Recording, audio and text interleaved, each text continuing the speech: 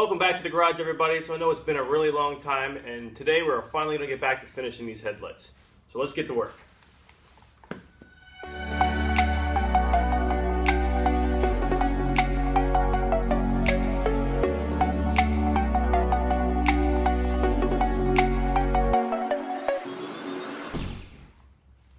Alright, so as a quick recap, I left off these headlights while making these fiberglass buckets for absolutely new headlights, as well as wiring up all the headlights and getting them functioning.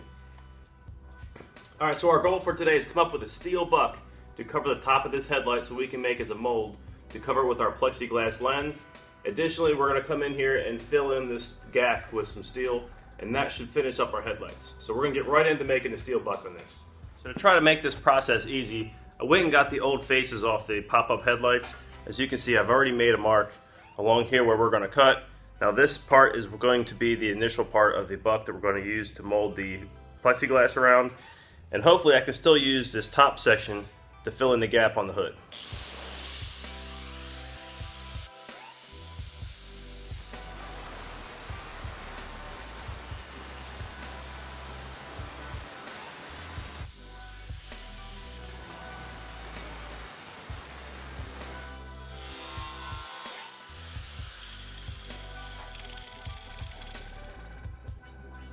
Alright, here's this headlight lens cut in half. You can see my top section is for where the hood's going to be welded to. And now here's what we're going to be making the lens buck out of. And I just need to build up now how exactly I want it to sit so we can form the plexiglass over it. Additionally, I need to leave about a 1/4 inch gap here just to make up for the 1/8 inch of material that's going to be coming down and through. Additionally, height-wise, this has to be sunk down 1/8 of an inch as well. So when the lens is on here, the lens itself will be flush. Now if I make it with this metal being flush, the lens itself will stick up that 1/8 inch. So we'll just have to factor that in when we build the buckets.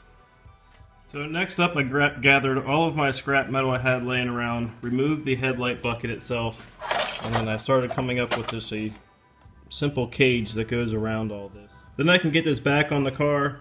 I'm going to weld the headlight cover itself on there at the correct height so I can get this all adjusted properly, and then we'll take it right back off again and we'll fully weld it.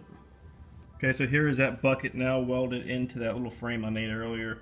Just did it on the car to make sure I have it depressed just that 1/8 of an inch below the actual body line. So now we just take it right back off again and just do some finish welding. Okay, so the left and right molds are finished. Now it's time to move into the kitchen and we're going to start heating up that Lexan. So we're going to start by preheating the oven to 425 degrees. I'm now putting in the buck. As you can see, I've wrapped it with aluminum foil, which at this point I'm not sure if I wanted to do or not. Now adding the plexiglass in to heat up all as a one unit. Waiting about 15 minutes, we take this out, and as you can see, the plexiglass has relaxed around the mold.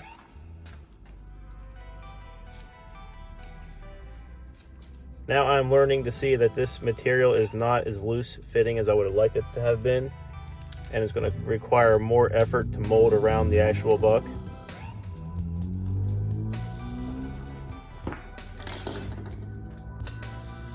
Trying a plastic or rubber squeegee to push the material into the contour, hoping that it would hold its form, but it unfortunately does not.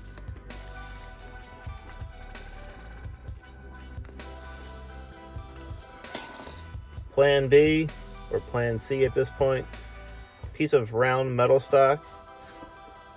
Now this piece was perfectly bent to meet that contour of the buck. Now trying to push it down with my hands is not working out.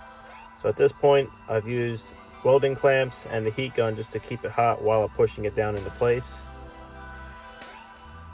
Now that that worked out, I need to contour this front and side around the sides of the mold. Now I bent this piece of sheet metal thinking I could clamp that around, however I don't have enough arms. I would need to be an octopus to pull this off.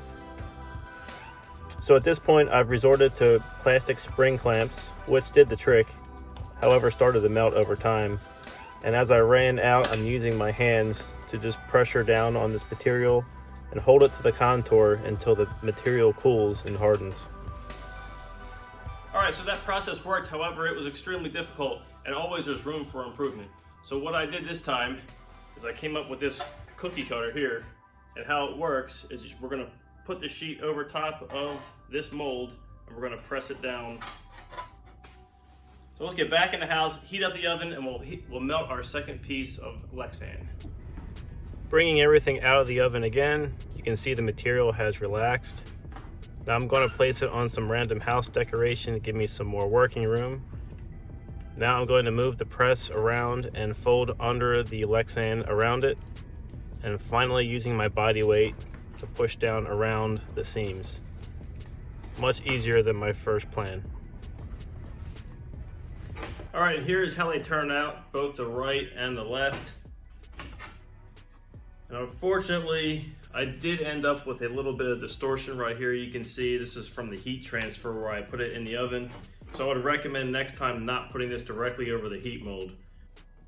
Additionally, these are how these lenses match up over top of the frames themselves.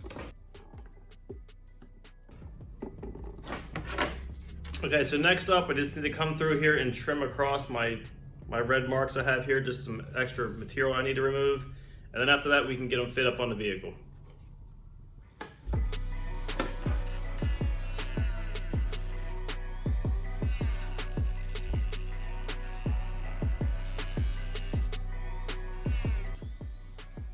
Okay, here's the headlight fitted to the car. As you can see, I just put on some tape just to keep it protected while I continue my process. Now on the sides here, I have 3 little aluminum fingers that hold this down. I know initially I was going to put a through bolt through it, but I'm just fearing the cracking the lens itself, so I think that'll work just fine. Additionally, we'll come through here, everything is painted, and run some double face tape just for some extra adhesion. Now in the meantime, we're going to come back through here and fill this in with our sheet metal.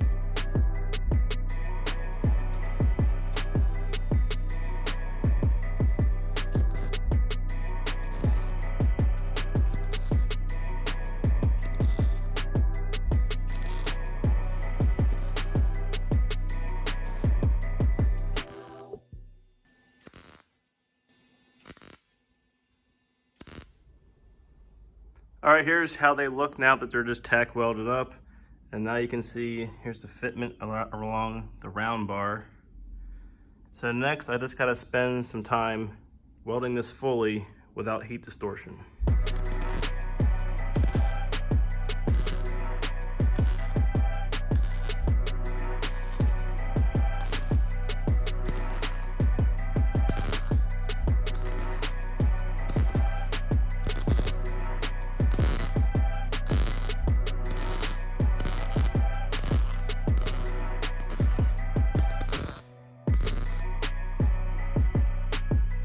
Okay, after a couple hours of welding and taking my time, here they are fully welded up.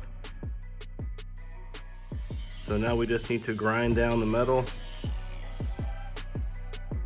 and do our body work.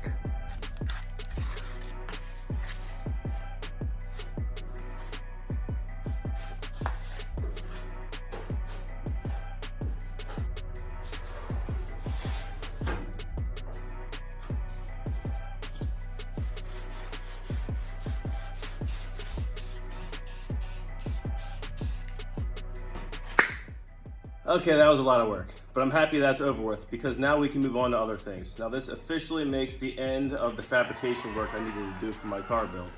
Now moving on, we're going to pull the motor out of this thing and put a camshaft in as well as some upgraded valve springs.